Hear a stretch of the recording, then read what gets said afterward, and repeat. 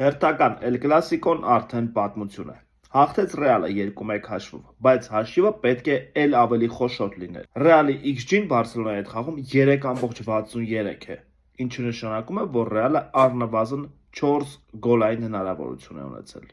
Ակնհայտ գոլային հնարավորություն։ Ընդհանուր առմամբ Բարսելոնան այս անգամ եւս լավ կարողացավ տեղադրել իր թակարդները խաղից դուրս իրավիճակների տեսքով, բայց Ռեալն էլ իր հերթին չկարողացավ իրացնել 11 մետրանոց հարվածը։ Մբապեն վրիպեց, ավելի ճիշտ շատ լավ հետ մղեց գնդակը Շչեսնին։ Դες խաղավերջում եղավ այն, ինչ բոլորս վաղուց կարոտել էինք, կրքերը բորբոքվեցին։ Այդ ամենից զատ պետք է փաստենք, որ Ռեալը ավելի ուժեղ էր Բարսելոնայից մրցաշրջանի այս հատվածում։ Միավորների տարբերությունը Լա Լիգայի մրցաշարային աղյուսակում հասավ 5-ի։ Ով կհաղթի Լա Լիգան, կիմանանք մայիսի վերջին, իսկ դուք կարող եք ձեր կարծիքները գրել մեկնաբանություններում։